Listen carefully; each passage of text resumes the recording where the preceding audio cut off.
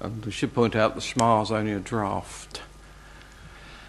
Right, no other questions? Then we start the formal meeting. The minutes of the meeting held on the 3rd of February 2015 are laid on the table. Can I sign them as a true record? Any declarations of interests, please? Oh, apologies for absence first, sorry. Thank you, Leader. We have received apologies from Councillor King and Councillor Stinnett. Thank you. Declarations of interest. Are there any declarations of interest?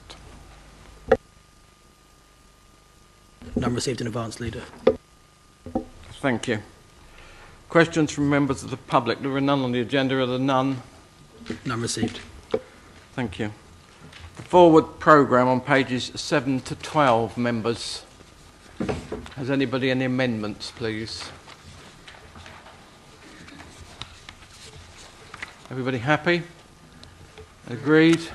Thank you. Budget management on pages 13 to 42. Councillor Potts. Leader, thank you. Agenda item 6, the report starts on page 13 and runs to page 42.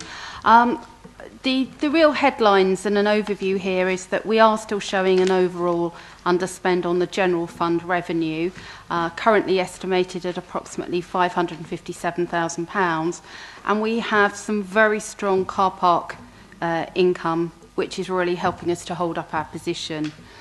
The general fund capital is largely on track, and there are no significant variances on major schemes, and there's an underspend of approximately £339,000 projected for this year.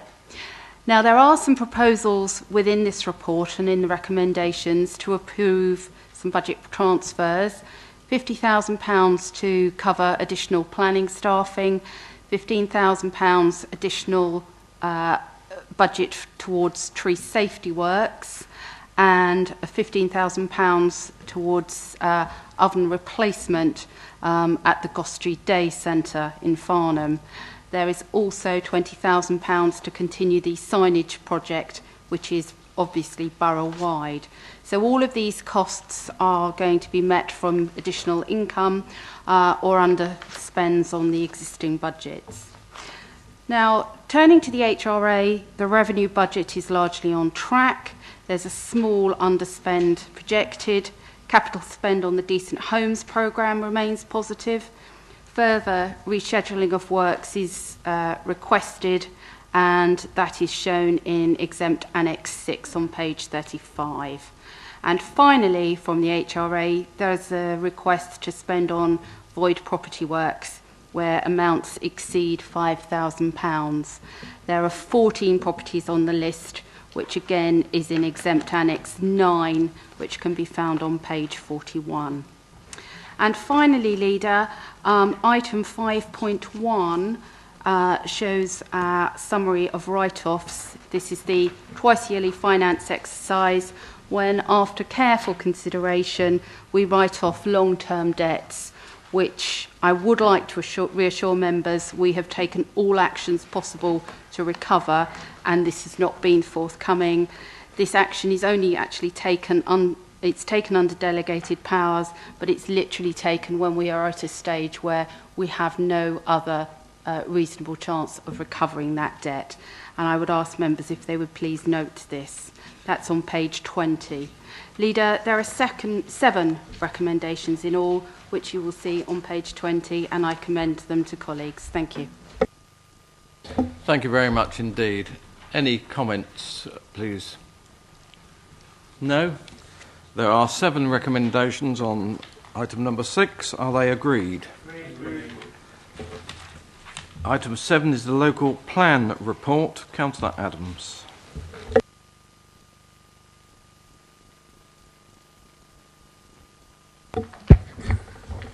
This report is to outline to members the work's been completed since the broad scope of the current plan was endorsed by members in December 2013. I'd just like to comment that I understand only 34 fully compliant plans have been approved out of the 338 in England. by December last year.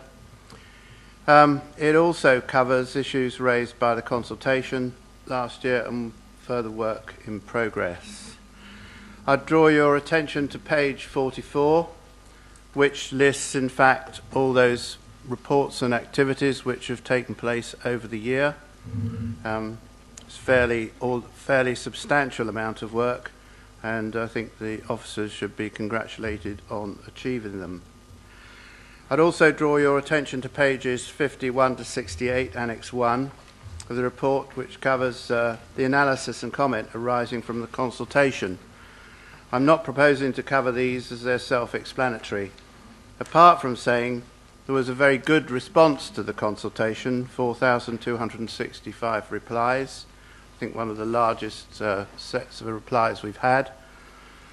The unambiguous preference for development on Dunsfold Park, which is up to the Rutland Group to promote, and a majority of residents have indicated they would like to retain the current reduced greenbelt boundaries rather than adopt the extensions proposed. So in 2015 we have already produced an employment strategy which will be promoted later in this executive. A SANG review has recently been completed and will be presented to the executive shortly. And of course we have just received more new figures from the DCLG last Friday. These are in a revised format, and so it will take a short while to assess the impact on Waverley.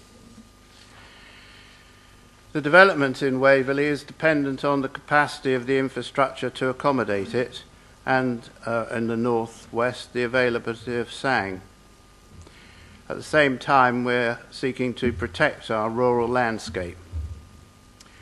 Our councillors are aware of the increasing traffic congestion, the significant flooding in parts of Waverley, also the limitation of Thames Water to handle additional waste, and a number of local infrastructure issues. Consultants are being appointed to quantify the traffic issues and identify if any mitigation is practical and affordable. And flooding information is constantly being updated. In addition, we are continuing to discuss issues with local towns and parishes, our neighbours, and develop neighbourhood plans. Thank you, Leader. Thank you very much. Councillor Reynolds. Thank you, Leader. It's quite interesting that the Liberal Democrats have said, only in my press cuttings this week, that the majority of councils have plans in place, so I'm actually glad we've been able to clarify that the figure is actually 34 out of 338 councils, which is obviously just over 10%. Obviously, part of the delay in this process has been the coalition government's changing the goalposts and delaying a lot of the release of information which we need to put into a local plan. And this obviously makes it a difficult process. Mr Havron will obviously know that when he was portfolio holder for planning, when he had to withdraw the core strategy for similar sort of reasons. It's a tricky process and we have to get it right. And what we have to get right is what our residents want. And our residents want us to make sure that we can put housing in areas where the infrastructure can be provided. And that assumes that the providers actually come back to us with credible answers to what can be provided, where and when. We simply cannot put houses on sites and housing numbers, we simply cannot put forward housing sites and housing numbers unless we're convinced that these houses can be provided with natural things they all need: water, gas, electricity, sewerage, and that the people who want to buy them and live in them will have access to schools and doctors and can actually drive somewhere on a sustainable road network. So these are the things we've got to consider, and we've got to get it right, because if we don't get it correct, and if we don't delay this plan and put all these information in, the relevant information, then the inspector will simply tell us to withdraw the plan, or will just tell us it's not sustainable, and then we'll have no plan, and that really will be when we have a charter for developers. So we have to delay. We've got to get the right figures in and come up with a good plan with the right housing numbers that our residents want us to see. Thank you very much. Anybody else? Thank you. So item number 7, there are 2 recommendations. I agreed. Item 8 is Oxford Ridge Conservation Area Appraisal and MILFORD Consultation Report. Councillor Adams. Thank you, Leader. This item seeks approval for consultation for the Oxford Road consultation area. The current area is proposed to remain, and there are two new areas that are suggested here. One is northeast towards the town centre of Godalming, to include the Church of Christ Scientists and listed buildings 15, 17 and 19, and the full garden, and the second additional area is the full garden of Inn on the Lake. That's to reduce confusion over this area of protection. There is also a management plan proposal on pages 104 to 114 to be considered with the consultation. The two maps between pages 114 and 115 illustrate the proposed boundary change to the MILFORD conservation area, which was adopted in 2014. Unfortunately, there was a mapping error dissecting the rear gardens of numbers 1 to 15 Ockfields and the surgery on Church Road. These should have been included in full. This consultation is a request to confirm this correction. There is a recommendation for the executive. Thank you very much. Any other speakers, please? No? And one recommendation then, is that agreed? Agreed. Item 9 is the service plan action plans.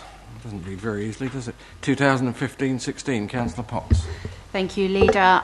The service plan action plans, which the report itself starts on page 115 of your agendas. These are the service plans for the year ahead, for the year 15-16, for all council services. So there's some 60 pages that this report runs to. But just in terms of the key points for members to note, as I'm sure you will have read these in detail in your papers anyway, this plan came before joint overview and scrutiny back in January. All the heads of service at that meeting made a short presentation to the committee and answered detailed questions about their key work priorities for the forthcoming year. I'd like to thank both committees and all those members who've contributed and fed back on those plans, and also all the heads of service and their teams for all their input into these plans for the forthcoming year. And really, as I say, thank everyone for their very, very hard work in bringing this plan together for us. And there are two recommendations, Leader, which are actually on page 4, which relate to this matter. Thank you. Thank you. Anyone with anything on that? No, thank you. There are two recommendations, as just said. Is that agreed? Agreed. 10 is the economic strategy for Waverley. Before we go ahead, the recommendation should read: the executive recommends the economic strategy to council, so we need to amend that. It can't be approved here. Councillor Taylor-Smith. Thank you. I'm pleased to present the Waverley New Economic Strategy. The strategy itself draws the latest available data and evidence to provide an up-to-date picture of Waverley's economy and future prospects. It's an important document. It will be one of the key source documents when looking at our local plan preparation. Quite simply, the economic prosperity of the borough is vital, I think, to all of us. I'm really pleased to feedback that Waverley enjoys a really high-performing economy that compares very favourably with other areas in Surrey and particularly nationally. This council does what we can to achieve an environment where our businesses do well, and I think that is important across all areas of council policy. But I'll just draw out a few interesting facts for you, which you may find interesting. Waverley has one of the highest business densities in Surrey, with over 7,000 VAT-registered businesses here. 91% of our businesses are micro-businesses employing less than 10 people. Shop vacancies in our towns and villages are currently running at 6%, which is less than half the national average of 13%. We've got active and very well qualified people here, which probably we can guess from our doorstep experience of our residents. We enjoy unusually high levels of employment, and only 0.6% of our residents are of working age claiming unemployment-related benefits. This is 3 times lower than the national average. 40% of our residents are qualified at degree level or above, compared with 27% nationally. And I think that's reflected across councillors. Interestingly, Waverley has one of the largest numbers of home workers in Surrey at 10,000, and a 30% higher proportion of part-time workers compared with the national average. And certainly I think that reflects my experience of people I know who often homework, whether it's 1 or 2 days a week or more, that they like living out in the countryside in the lovely environment here, but actually feel that they can work at home here. And hopefully the rollout of superfast broadband will help that process hasten. So we live in a brilliant, creative, economically vibrant place. Given such a strong performance, does the strategy highlight any challenges? It does, actually. There are some pretty key issues that we need to address. The lack of infrastructure across our area will place a limit on our future growth. It took me 50 minutes queuing along the A3 today to get to Guildford, where I caught a train. I bought a very expensive railway ticket and stood all the way to Waterloo.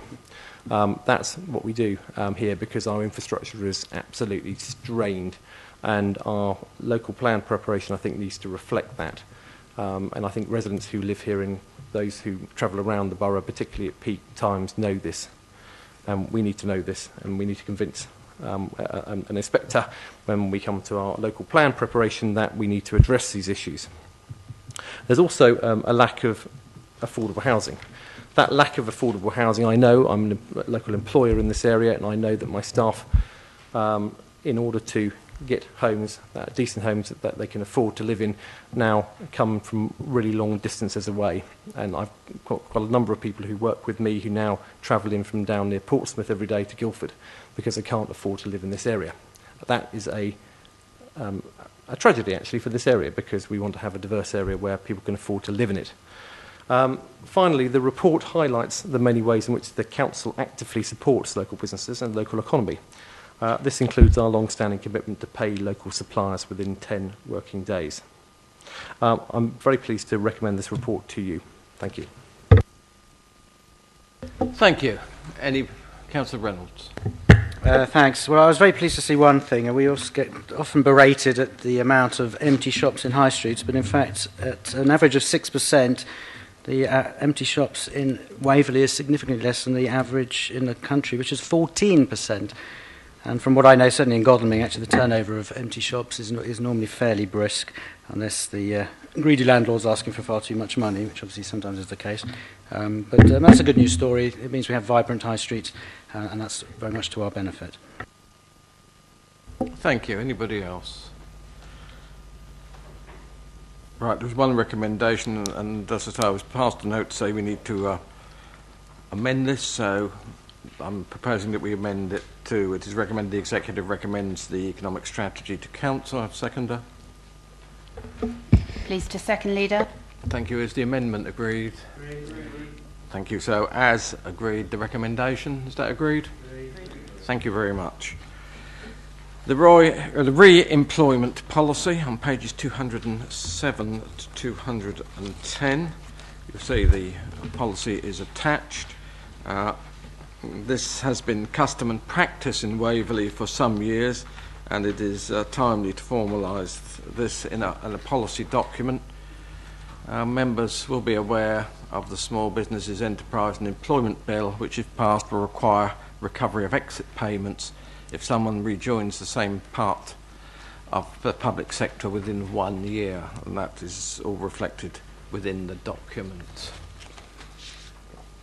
Any comments, please? No. One recommendation on item number 11 then, is that agreed? Agreed. Thank you. Calendar of meetings on page 211, 212. In fact, just on 211.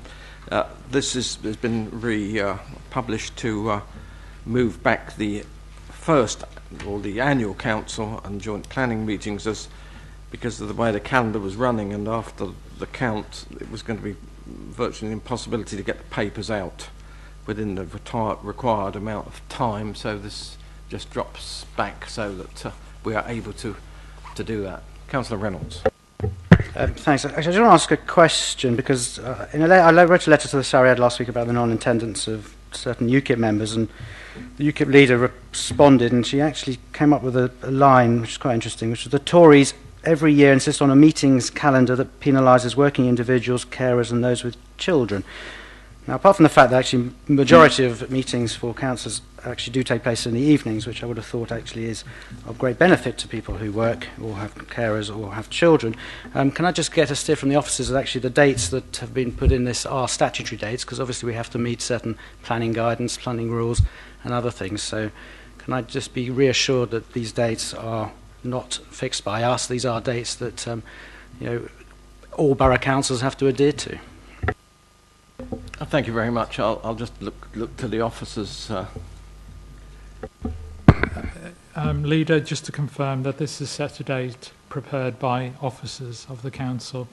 We're not about establishing meetings for the sake of the meetings. We're here to do council business. Planning meetings are exactly the same, and we have a busy agenda, a business of over £100 million turnover, and we have to conduct business. And this set of meetings represents the officers' view of how we do that, and it's for your consideration, Leader. Thank you very much. I think the first one, there is a statutory limit with how quickly you must have it after the election, and it does fall in with that requirement. Any other comments, please? Councillor Adams. Have we checked that none of these meetings clash with urgent MEP business? No, the officers are not able to do that. They draw up a calendar which members can comply with. Councillor Taylor-Smith. I think I'm right in saying that UKIP MEPs don't like going to Europe. So they'll be here anyway. They do collect their salary. Thank you. On the content of the calendar, please. Are there any other comments? Is it agreed? Thank you. Executive Director's actions. Thank you, Leader. One item under this category this month involves additional security works as highlighted on the bottom of page 5, the top of page 6. Thank you. Thank you very much. That noted. Colleagues, item 14, and I propose that pursuant to Procedure Rule 20 and in accordance with Section 100A, brackets 4 of the Local Government Act 1972, the press and public be excluded from the meeting during the consideration of the following item for the reasons set out on the papers on page 213. Is that agreed? Thank you.